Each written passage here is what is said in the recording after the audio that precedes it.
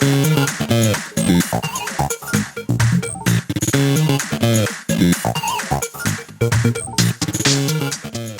welcome everybody. Thank you for coming out. I know that it's been quite the tour for me. I've been on the road for about the last month now.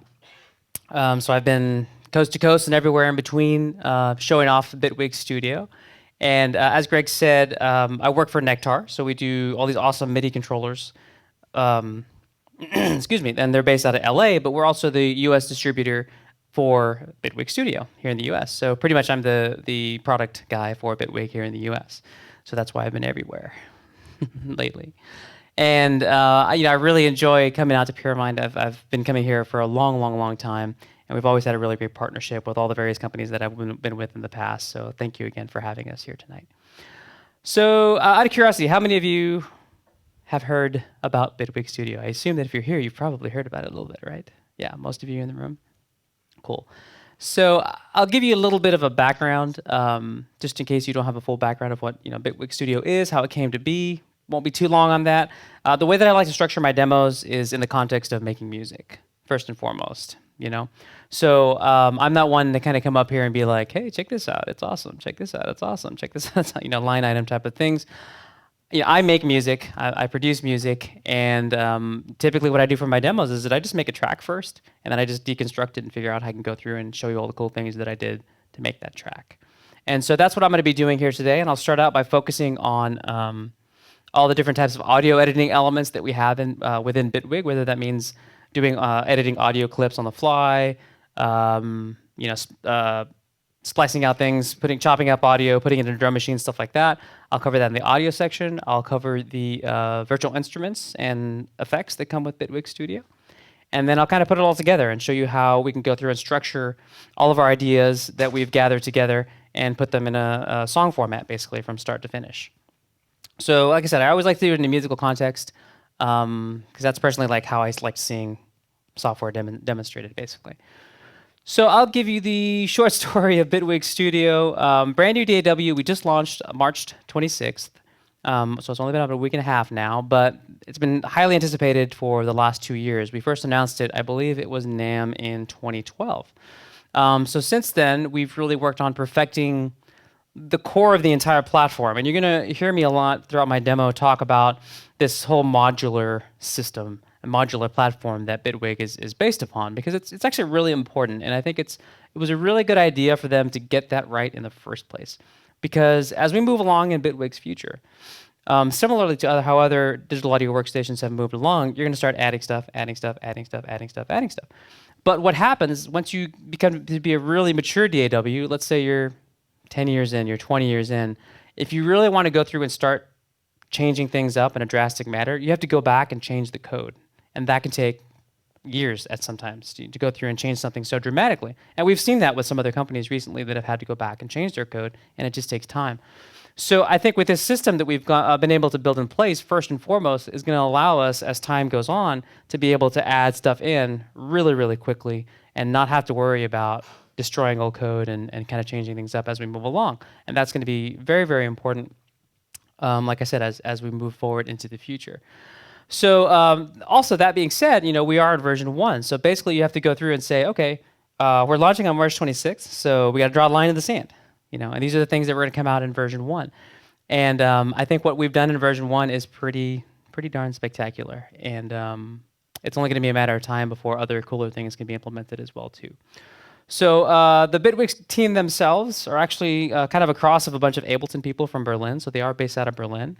Some of them come from the programming side, some of them from tech support, some of them from marketing. And basically what they envisioned is, let's take the best things of a lot of these other DAWs that are out there, the best things in Ableton, the best things in Logic, the best things in Cubase and Pro Tools, etc. And let's put all those best things into a single DAW and make sure, first and foremost, that workflow is up front. And you're going to see as I'm doing my demo a little bit, as we move along with my demo, this thing really flies. It screams as you're doing music production. So I really think that they've succeeded in putting together and grabbing the best pieces of software and putting it into a single one. I think a lot of people automatically will make the first and foremost comparison with Ableton Live, since it's very similar, as you see with the clip view here. But it goes way deeper than that. I mean, I think it's easy to draw the comparison because it's similar, but also because there really hasn't been another company that has done it quite like Ableton Live. I mean, there has been, you can say like the Machine software, similar, has some similarities, or something in FL Studio that are similar as well too, but nobody has really gone out and tried to kind of perfect and do what Ableton does and do it really well. And I think the folks at Bitwig have definitely done that. So that's just a little backstory into Bitwig. For me, I'm all about less talking and more making music.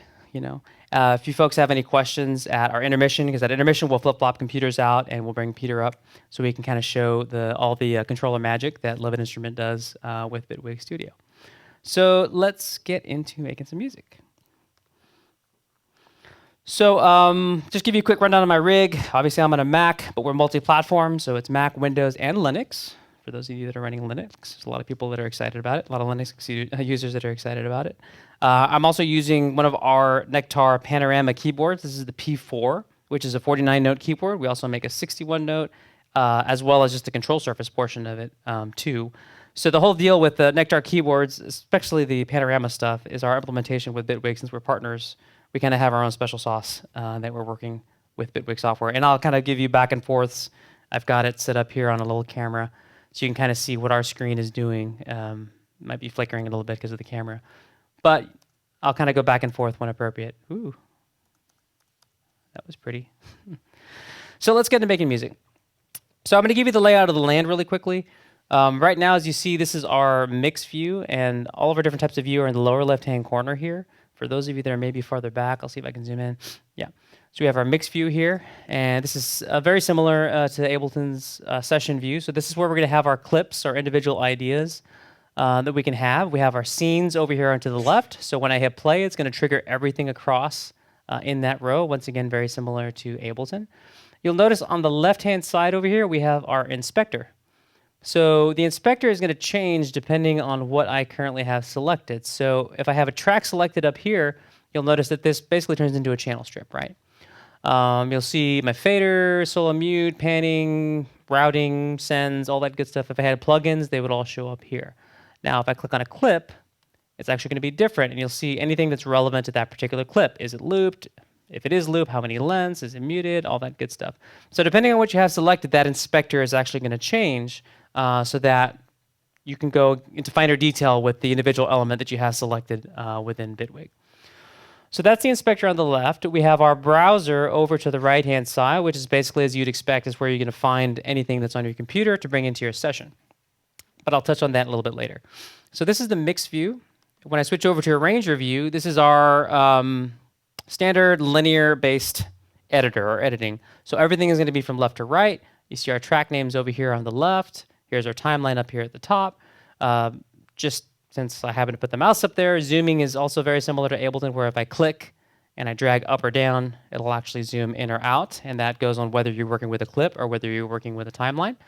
And same as before, our inspector is going to be over here on the left, browser is going to be over here on the right. So the only thing that's going to change are going to be these panels here on the bottom, and I'm going to switch back into my clip view, and I'm going to double-click on my bass clip here. And you'll see that here's the waveform for my bass track. So when I hit play on this particular clip, so I've got a quick little 2-bar loop here. And down in the editor, obviously I can go through here and edit my audio. So right now, what it's actually showing me are all the individual hit points for this bass line. So these are all the transients. We call them onsets, or the onset of sound. So this way you can kind of easily go through and edit things, and I'll show you how to do that here in a second. But a much better way to work with your audio files, and I was kind of joking around a little bit earlier, is that typically what you had to do in other programs in the past was kind of grab this, make it bigger or smaller. But we have the benefit now of having a dedicated edit window here. So now with the edit window, we can pretty much go full screen and start editing with a lot more resolution, bigger, whatever you want to call it. So you can make easier adjustments, easier on the eyes, basically. And everything is very key command based. So that, to go back and forth, is Shift Tab. If I want to go back and forth between my mix view and my arrange view, it's shift. And everything makes sense. I'm going to talk about often in this demo, it's all the little things that count that makes things a lot faster. So I talked about the inspector. Over on the right, what do you think that key command is to bring it up or down? I. Yep. The bottom is the edit panel. What do you think that is? E. Yeah, the other should be pretty self-explanatory. The only things that'll be maybe a little different are our tools up here, and those are just set to 1, 2, 3, 4, 5 up at the top. So we have our selector tool, our cursor tool, our pencil tool, the eraser tool, and the knife tool up here at the top. Now let's say maybe you forget one of those shortcuts, or you want to kind of learn more as you go along. Baked into the program, if you go to help, there's also a key command for that. But we have our commander over here. So once you select the commander, it's going to pull up the list of all the different functions and their associated shortcuts as well too. And it's really easy to filter and kind of find what you're looking for. So if I were to type in edit up at the top, anything that has to do with edit and their shortcuts will also appear here on the right-hand side. So like I said, shortcuts are a big thing. It helps up workflow, and having things that are logical and make sense as far as how they're mapped out is also a time saver too. Right now you can't currently edit them, no. But maybe sometime in the future. So let's start chopping up this audio. So I'll make this full screen. So we talked about the onsets, or the hit points that we have here in this bass track. So you'll notice that if I select this, it changes color. That means this is all one gigantic event. It's one big giant event, basically from start to finish. But what I want to do is I want to take all those individual hit points and split them up so I can start changing this bass track. So over in the lower left-hand corner, we have our split at onsets button. So just as you'd expect that to do, when I hit split at onsets, bam. Now everything is basically a separate event, depending on where those hit points were at. And that means, let's say I didn't want the back half of this, I can select this, and it's gone. Pretty simple. Now let's say if I wanted to go and maybe just trim this so I don't get that little slap on the bass, if I go over to the right-hand side and trim it down, that's gone. And now let's say I want to take these three. I can hold on Option drag, just as you would in any other program to copy. Pretty quick, right? Yeah, and let me remind you, I'm actually in clip view right now. This is not the timeline view. So you don't have to jump back and forth between timeline view and clip view to actually do really quick audio edits. This is huge. It seems like a simple thing, but it's actually, everybody knows that that's actually a really huge thing. So let's continue doing this. So maybe I want to dump this out, take out the middle, line this up a little better. We do have time stretching algorithms as well too. So if you go into stretch mode here at the bottom, and then I just grab this, drag it out, make it longer. And we'll do one more thing. I'll take this, copy that one more time, and let's say I just wanted to change pitch on this. I'll go over to my pitch button over here, and you'll see the representation of where the overall pitch is. I can draw in a node, and I'll change both of them to make the same note. Now, we can do some other cool things with pitch as well, too. So let's say this bass note has a little fall to it, basically. It was recorded that way.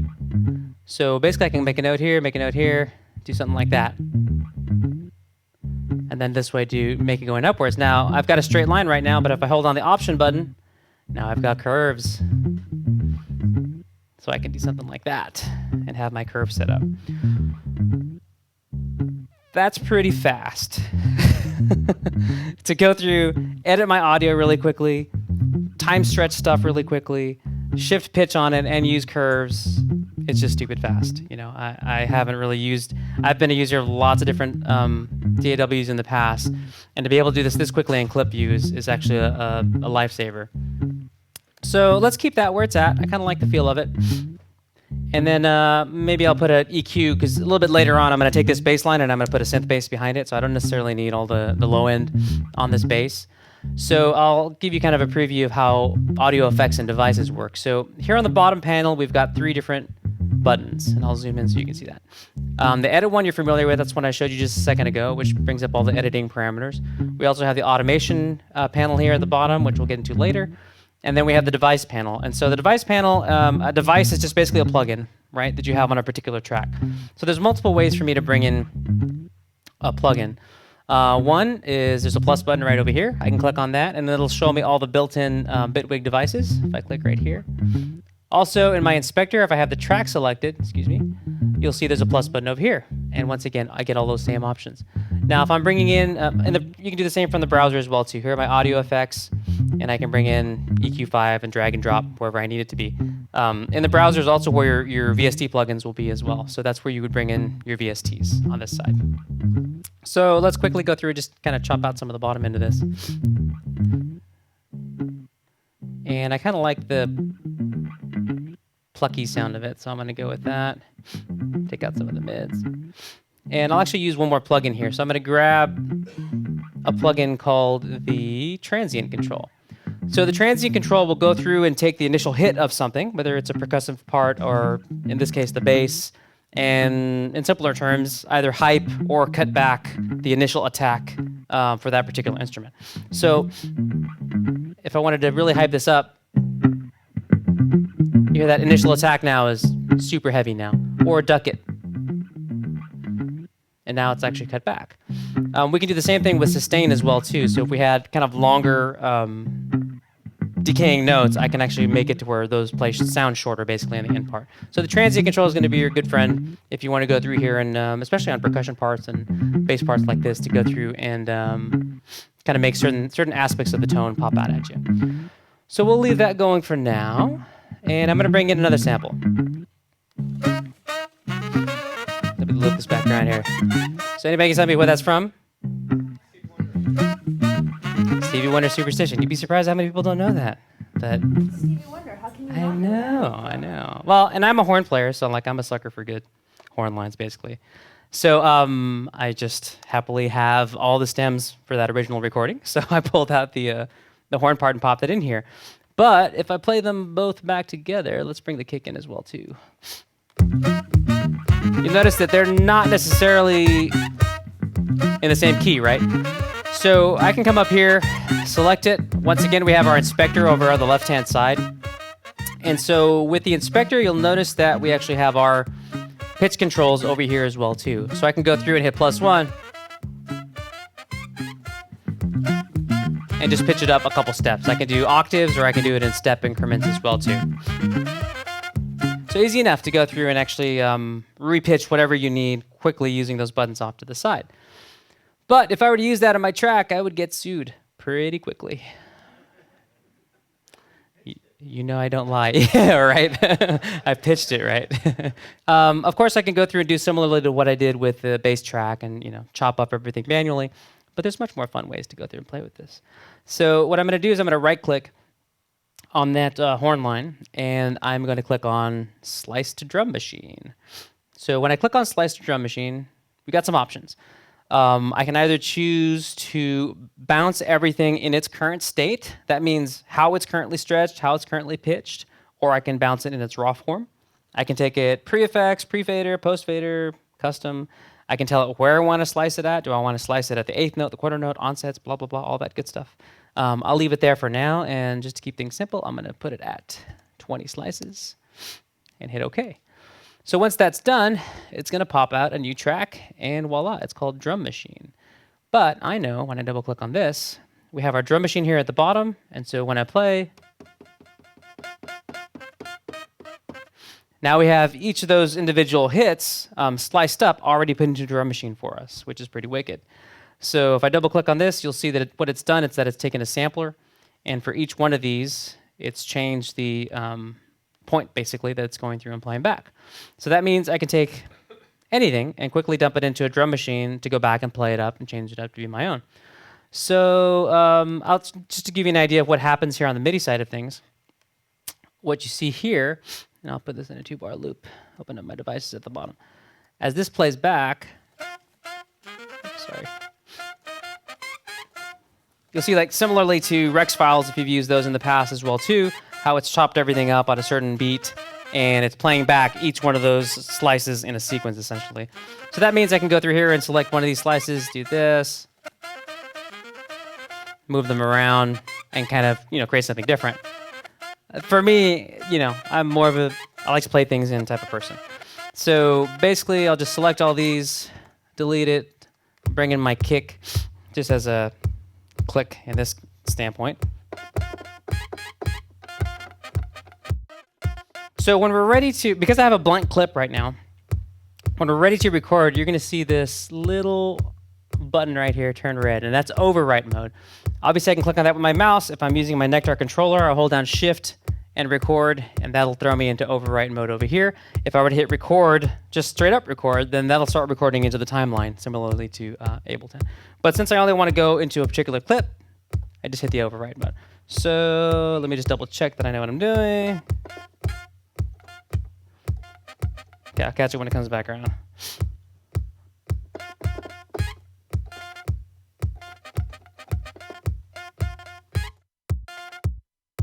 Bring the bass in, get some volume.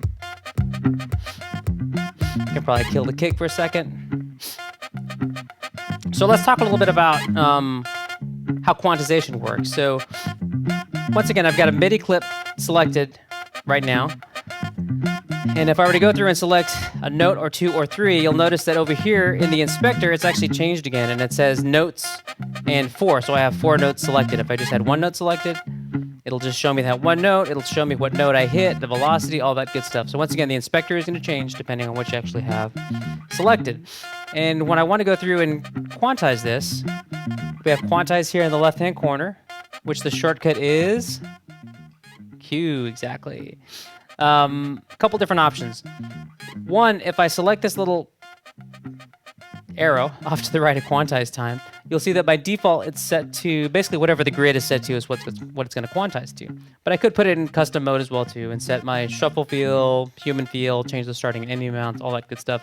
For now, I'm just going to keep it to be whatever the grid is because I want to show you a cool thing about the grid. So you'll notice here the lower right-hand corner, for those of you that can see it, we have 16th note grid right now, but there's this little button that's turned on, and that is a mouse with a chain link on it.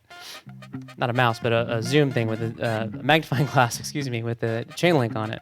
One of those zoom thingies.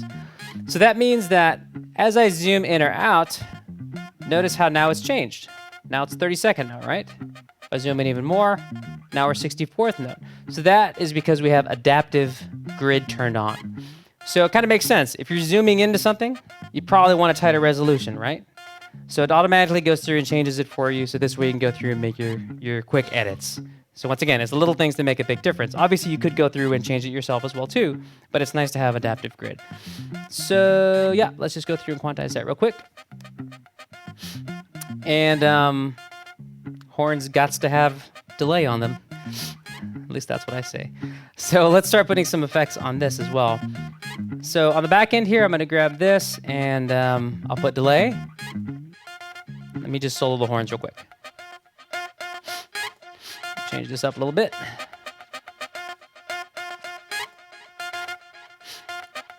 Cool.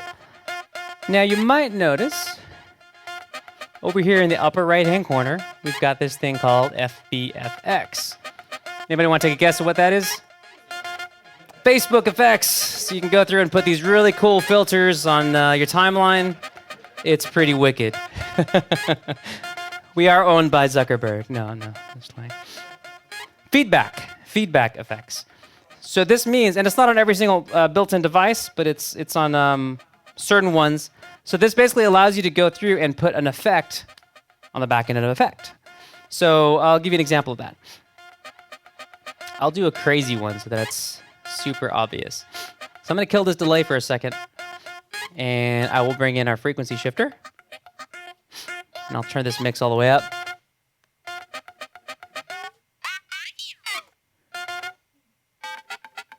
Right? So this is affecting everything, right? Everything coming into it. Now, if I were to grab this and drop it into that feedback effects tray and unbypass the delay,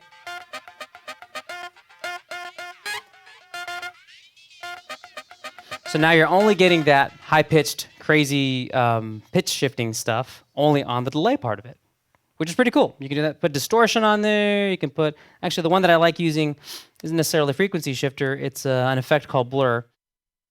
So what blur, it's kind of a delay trick in a sense. Without it, kind of pushes it back a little bit into the mix. It blurs it, I suppose you could say. And I like using that on my delays. So basically I can grab it once again, put it here, and now I've got that blur effect on my delays on the back end side of it. So it's cool. Like I said, it's not on every single audio effect that's there, but it's on a lot of them that have that feedback type of thing that would be logical to have it on. So pretty cool to have those Facebook effects, as we call them. All right, let's bring everything back in here. Cool. So let's do one more thing. Over to the right-hand side, we have our browser, right? And so the very first tab that you see is where all, once again, our instruments and audio effects are going to be, whether they're internal Bitwig devices or they're VST plugins. The next tab, though, is where we have all of our sound content libraries accessible. So you can set a content location, so this way it always finds that particular location and all of your loop libraries will be there. And you can also go through and search these. So let's play this back. And this will be out of time. Not quite in time, right? But when I go through and hit this little button here in the lower left-hand, or excuse me, lower right-hand corner, that means it's going to pop everything to make sure it's set to the global tempo. So now when I hit play, everything will sync up perfectly fine, and it'll wait till the next bar to basically go through and do that. But I don't want drums, so I want a synth thing. So I'm going to go to synth, and I know it's a filtered synth. So from here, I can just grab it, drop it in, and I'll cover it when it gets back around here. Let me solo that real quick. Let me rename this to be synth so I don't go crazy later on. And this is already kind of a processed filtered synth, right? But I'll be crazy and I'm gonna put a filter on a filter.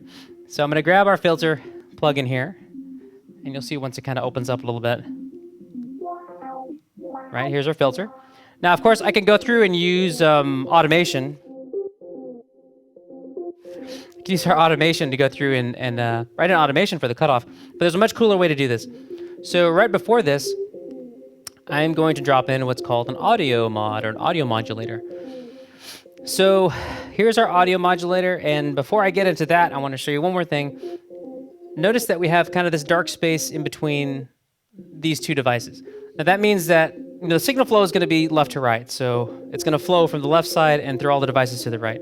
However, for those devices to start talking to each other and start working with each other, they have to be nested together. So similarly to how you saw with the, I'm going to call it Facebook effects. Like from now on, you've completely jacked with my mind, and I'm going to be doing demos and be calling it Facebook effects. Similarly to the feedback effects, I can grab this effect and drop it there. And now, notice there's no dark space in between them, so they're actually linked together. So this is going to be huge, because this means that pretty much infinite number of things can be linked together and all be controlling each other and nested within each other. And that goes back to this whole modular platform built with Bitwig Studio. So now that they're linked, I can start doing some really cool stuff. So what this audio modulator device does is that it'll take the volume of whatever track I choose as my input source and use that to modulate a parameter. So I can go here and say, hey, let's take my acoustic bass, let's take it pre-fader, solo that, and notice how metering is exactly the same, so I'm drawing in that bass signal, right? So what I want to do now, you'll see this a lot actually, as far as our modulators go here in Bitwig. So this little mod button, when I click it, it starts blinking, and anything that changes color in the device can now be assigned to that modulator, okay? Now, once again, I just want to hammer home the point. If this is outside of it, and I hit mod, nothing, because they're not linked up together. But because this is dragged into the effects drawer, now I can work with it. So let's do this. We'll cut this down a little bit more, and you set the range by clicking and dragging. You can set it that way, or set it that way. So we'll set it to be right about there, and you already see the audio signal starting to kick in. I'll give it, I'll hype it even more. Give you some volume. Change the curve on it, make it more aggressive. So now you see the audio, the cutoff is being changed by the bass. So it's a little bit herky-jerky right now, so I want to smooth it out. So I'm going to use my envelope down here. So I'll change the attack time and smooth it out. Same with the release.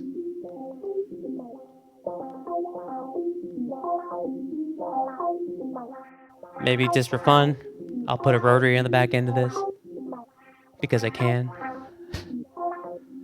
Turn up the amp a little bit and bring everything in together.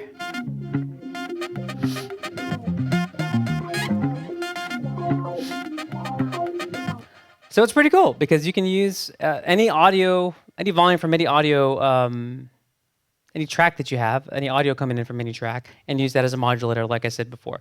So you can kind of get creative with it. Obviously, you see this example, but you can also imagine maybe you had a kick drum going on another track, and you want to kind of like side chaining in a sense, and you wanted to go through and use that kick drum to change whatever parameter and an effect as you have down the line. It's really nice to be able to have our audio modulator and to be able to pick whatever track I need from it. So pretty cool. Cool. So let's keep working here. So let's get into some instruments. For those of you that haven't seen Bitwig at all, you'll notice here in the upper right-hand corner, somebody else help me out with this. What am I looking at here? Completely different project files. So these are completely different songs. Could be related, could be unrelated. They're completely different sessions up here at the top. So this is actually pretty key because I can go through here and say, hey, let's do a new session called Untitled. Bring it over here. And maybe I don't want these default things. I'll just hit delete really quickly. And let's say, you know what? I want to work with only the kick and that horn stuff. So I can get it, grab it, and drag and drop straight into my other session. Okay? Absolutely. And notice that any parameters within my track completely stayed the same. So volumes, panning, all the effects, everything are all there. It's huge, right? I mean, the way I usually work with this now is actually I have, a master session that's kind of always open on the far right-hand side. And then maybe I'm working on my hook, with a different project and a different tab. Maybe I'm just doing drum sound design in a different tab as well, too. And then just drag and drop into my master session whenever I'm ready. What's that? With a third-party plugin, can you use that? Yeah, absolutely. Absolutely. Sorry, I can't see where you're at. I just get lights in my face. So if I'm looking, are you over here? Is that okay? Yeah, with any of those devices or instruments that are on the track, we'll copy over. Now, I could just grab an individual clip, or I can grab an individual device or whatever and drag over as well too. But obviously, dragging over an entire track certain times is going to be pretty huge. Cool. Now, you might ask, well, okay, that's cool. I've got 4 projects open right now. What happens when I hit the space bar? Do all of them play back at me? Well, no, because that might be a mess, especially if you had all different tempos, right? So you'll notice in the upper left-hand corner, there's this little Bitwig logo. If I go back to the session I was previously in, that logo is lit up. So that means that the audio engine is currently focused on this particular tab. So that's how you go through and switch it. So when I go this is my new session. It's called Untitled. Turn that on. Bam. We're ready to go. And we have our horns. We have our kick, which I'll keep down because I'm getting the super resonant frequency over here back where I'm at, and it's annoying me, but it's okay. We're all good. So let's continue working from here. So I was talking about this a little bit earlier for some of you that were here before we started off. And a question I always get asked is, well, what sounds come with Bitwig Studio? And obviously, I mean, we've got some really great synths in there. We have a sampler. We have a great E-kit. We've got loop library contents as well, too, that come out of the box. But my response usually to that question isn't usually what people expect. Because with Bitwig Studio, it's not necessarily what sounds come with it. It's what you do with it. And I know that can seem like a super catchphrasey, hey, I'm a pitch man up here doing my thing. No, that's nothing I came up with. Seriously, it's really what you do with these sounds. And I think there's no better example of that than our organ instrument. So if I drag the organ instrument in, this is the organ instrument. I mean, it's pretty straightforward. It's an organ, right? I can play a little herky-jerky stuff on this, whatever. We have our organ setups. We have our drawbars. Super straightforward. So what I'm going to do is I'll record an organ part really quickly. I'm going to make a new clip just by double-clicking here. And by default, it makes it by length of 1. but I'll go through and make this 4 bars. So once again, here's our 4 bars. I'll go into overwrite mode. When we come back around,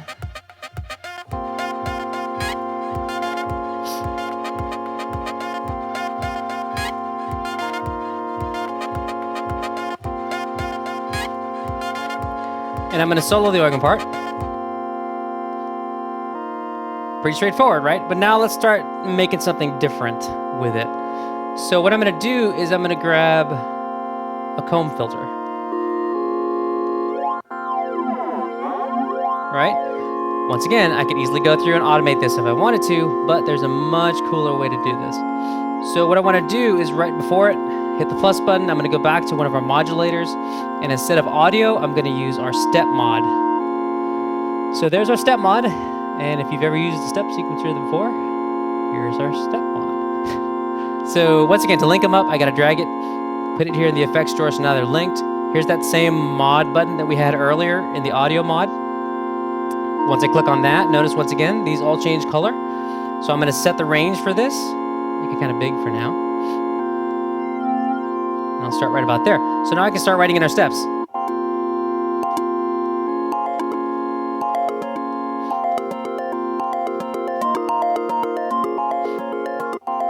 Pretty cool. Now it's a little bit clicky for my taste right now, so I'll change the feedback on that a little bit. Change the speed on it. And then I'll do one more thing. I'll put I'm in a rotary type of mood tonight, so I'll grab another rotary and put it on the back end of this.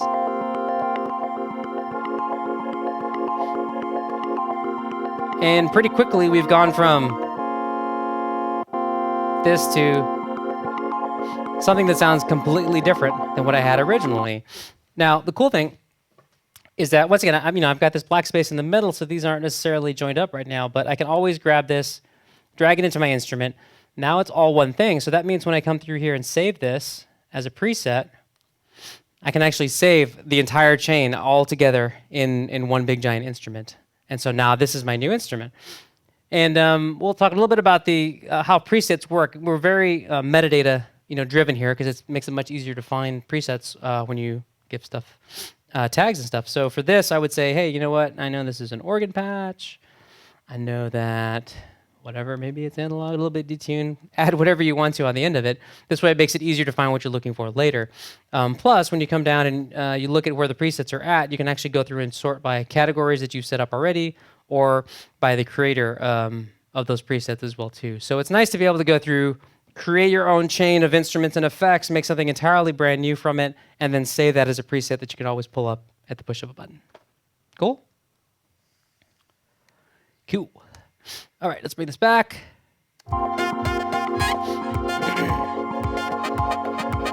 Awesome. So I'm going to do one more thing before I kind of put everything together. And so what I want to do is I want to take that bass part that I had earlier, which was this one, if you remember. I'll slow this for a second. So I'm going to make one more new session here because it's easy to do. Put it right there, and I'm just going to grab the acoustic bass line and the kick just once again as a click. Once again, drag and drop over here. Turn that on. So shut that off. So I'm going to create a new track, and I'm going to bring another one of our instruments called Polysynth. So I'll drag Polysynth over here. And for this, I'm going to start using a little bit more of the keyboard here. And the way that the keyboard works, I'll kind of switch over here to our, shaky cam. Is that what we're calling it? Shaky cam. We've got 3 different modes that we're working with typically. Up at the top, there's 4 different buttons actually. One is mixer mode, which is where, obviously you're controlling the mixer. So you have, that's the camera wigging out, not the screen over here. I can go through and select my individual tracks. I can do my sends. I can go through and actually go into clip launching mode, where I can go through and fire off individual clips or fire off entire scenes. And anything that the way that it's named will actually show up on the screen as well too, which is pretty cool to be able to see what you're doing. So maybe scene 1 is my intro. It'll say intro if I go through and rename it and pop it in over here. But that's mixer mode. Whoa, crazy hands. If I go over to instrument mode, then I have the ability to go through and actually start playing around with my instruments as well too. So over here on Polysynth, if I come back over here, as I go through and switch to my patches, you'll see that the name of the patch will change as well too. And once again, that's not the LCD screen over here. That's just, as you can see, the craziness of the camera. Just want to make sure we're good there. I've got the jitters, man. Bring me down. So yeah, I'm not gonna get like too tweaky into it because I could stay up here for like an hour just tweaking a synth, you know. But I realize we all have other things to do, and then watch me tweak things. But I will kind of mess around with it a little bit and start shaping up this sound. So what I want to do is make an empty clip. I know it's 2 bars. So I'll hit play, and I just want to double it right now. I'll change patches once again. Sorry. We'll just initialize it. Right.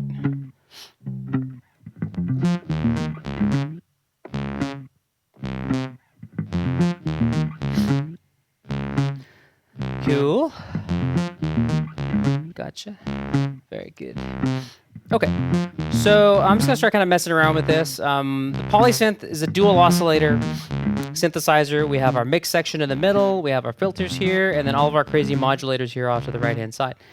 So one of the cool things, actually one of the really cool things about our Nektar piece is that, you know, typically when you have plugins, you might have like 70 pages worth of parameters if it's auto-mapped, and it's like sometimes you just need something that's on page 70, and you just need one thing. So instead of seeing page 1, 2, 3, 4, 5, 6, etc., the way it's built in with Bitwig is that you can just open up the page button here. Whoa, craziness. And you'll actually see it says oscillator 1, oscillator 2, mix amp, filter, etc. So you can go straight to the section that you want to start messing around with. So in this case, I want to switch over to oscillator 1, and then all my controls here change to be whatever. Shouldn't look up there, I should look down here. Will be whatever is an oscillator 1 over here off to the left. So I can start changing the shape. And I'll do a little bit of both, because I know sometimes if I'm just on the controller, things just start flying around and you guys can't really see what I'm doing. So I'll zoom in down here, I'll do a unison. Switch over here to change this up a tiny bit. Dirty it up some. Mix it. Maybe change make it pump a little bit. And then I'm gonna start using some of my modulators here in Polysynth. So I'm gonna kill the frequency all the way, cut off. I'm gonna click on my modulator. Notice once again, anything that changes color is what's gonna be mappable. So I'll grab my range, change it, take it out of bipolar mode, put it in time mode, quarter note, change it to ramp up. So we get kind of a pumping sound. And I'm still in LFO mapping mode right now, so still I can continue doing things. So let's say, want to change the sync there. Let's put an effect on the back side of this. Let's do good old trusty comb filter. And let's turn on LFO, do this. And let's put a delay. Turn the mix down. LFO 1.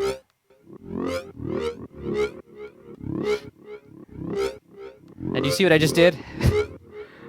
I'm using that same LFO from the synth, and because that comb filter and that delay are all nested within it, everything is perfectly in sync, and I can just use that one LFO across the board on everything.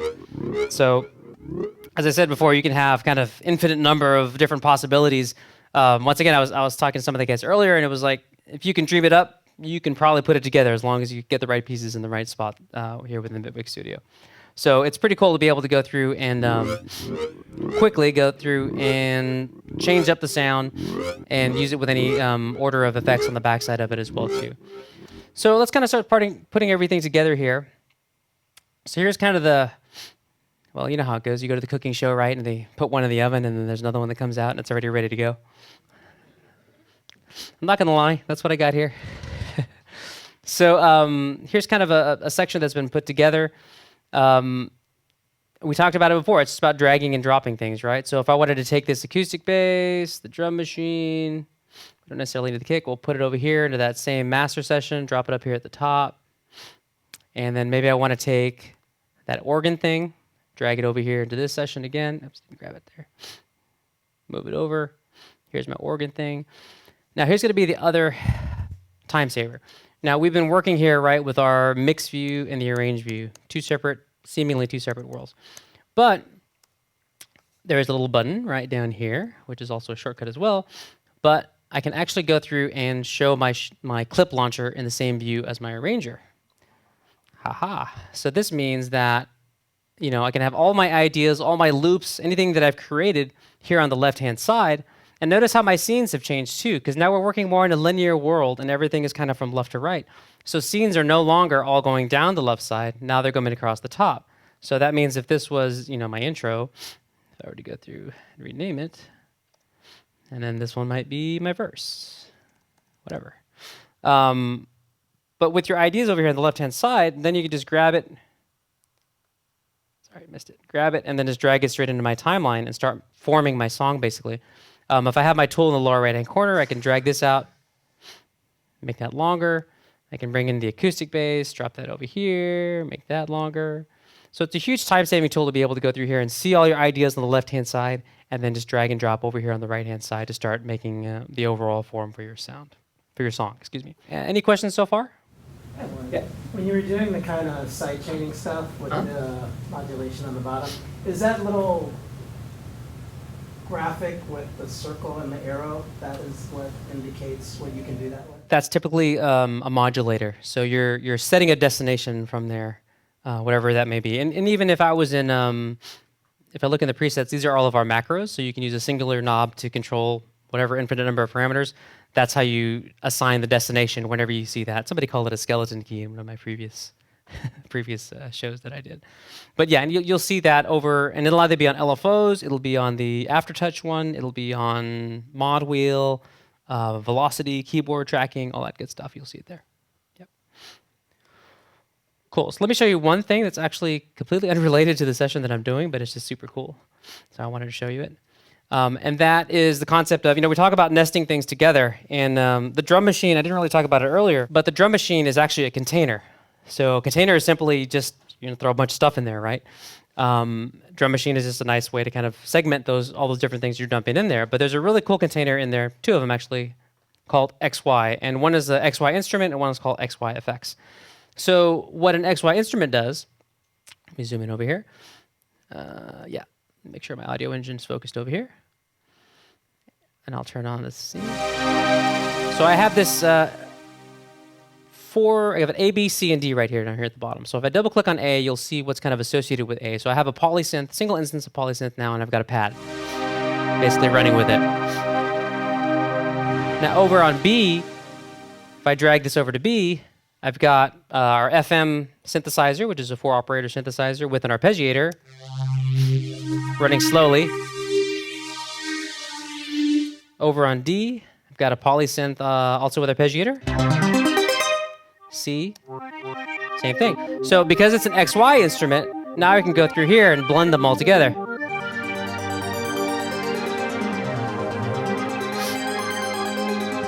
And just create just stupid sound. I mean, this is literally the first, I'm excited about it because it's the first patch that I ever did in Bitwig. Like I fired it up and the guys at Bitwig were like, yeah, you should check out XY instrument, it's cool. I was like, okay, sure. So I fired it up and literally in no time at all, I came up with this really amazing patch and I was like, this is awesome. So not only is it XY instrument, but it's also XY effects as well too. So you can take any 4 effects, dump them in there together and then be able to go through there and blend them all together as well too. Cool. So, I wanted to give you the kind of overview, whatever, out in the, what do they say? Get out of the weeds, just kind of get the general overview of what Bitwig Studio is all about altogether, show you all the time-saving things that are built into it. I'll get to your question in a second there in the back. Some of the under-the-hood things that I haven't talked about yet. This is a fully 64-bit native app, but it will actually run any 32-bit or 64-bit plugins that you have natively, VST, right? And those VSTs are actually run on a completely separate process. So that means that if you happen to have a rogue VST that decides, hey, I'm just going to crap out on you, it actually won't take down the DAW at all. It'll just shut off that individual process, keeping everything going at the same time. Yeah, I forget what the exact message is, but it basically says, hey, something went wrong here, and you hit it, and it just pops back up, and you're back in business again. So stability is pretty key. And your question in the back. I was just going to ask if I'm seeing this right. Is your XY instrument, looks like you can also route those to pretty much the X and the Y to any parameter and do the same thing on top of mixing Yes. between every sound? Yeah, X and Y can also go through and be just crazy and do that, and that the X is actually X or Y will go through and change any of your parameters as well. Yeah, cool. We'll do some more questions after we're done. I want to bring up Peter from Livid so we can start doing his thing. But this is the end of my portion. We're going to switch out computers really quickly, and I guess if you have any questions while Peter's switching out, we can do that. Questions? Yes. If you drag and drop a track, does the automation kept from one session to the other? Yeah. Well, if you're talking from one session and you're dragging and dropping into the other session, the automation will stay from the other. Yeah. How well does it work with other DAWs? In what fashion? Just in, I don't know, like rewiring kind of. Well, actually, it's interesting enough. Rewire is not baked into Bitwig out of the box. We actually recommend right now doing Jack Audio. However, once again, I was talking with somebody else. There is a FireWire is another plugin called Rewire VST that is like, I don't know, how much did we say it was? $20, $19, something like that. That you can get that'll rewire it into it as well. Oscar, what kind of time warping features are there? Sure. Basically, any standard you would expect, time stretching, compression type stuff is all in there. All the algorithms that are used with that are all built in-house. So we've done all the algorithms ourselves. Basically, we have 2 proprietary ones that we've done. So one is just called Stretch, which is kind of the standard one, and then we have Stretch HD, which is for more complex stuff that you'll be working with.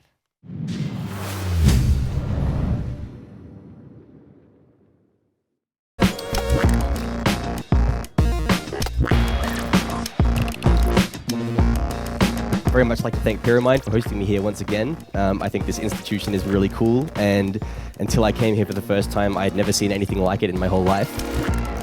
What I think really separates us from other people who teach is that we are outrageously passionate about what we do, and especially in electronic music. Since coming to Pyramide, I've discovered electronic music, and San Francisco being a mecca for underground electronic music opened up so many doors for me and kind of blew my mind. We cover everything from Absinthe to Contact. When people get to the mind-melting level, we get into modular synthesis. Everything about native instruments, everything about Logic synths down to the finest detail. We learned it all. The fundamentals of understanding how things work, that's just essential. But then beyond that, there's so much more, and that's where it gets into just a lot of the artistic side of like the creative approach of why you do something, not just how. There's a lot of schools that just, they focus on the technicality of recording music, but I wanted something that would foster creativity and really help me develop as an artist as well. Each of our genre-specific programs comes in 4 levels. There's a basic, an advanced, a professional, and then a master's level. And the master's level is, of course, everything we do. It's the largest and most powerful programs that we can create for you.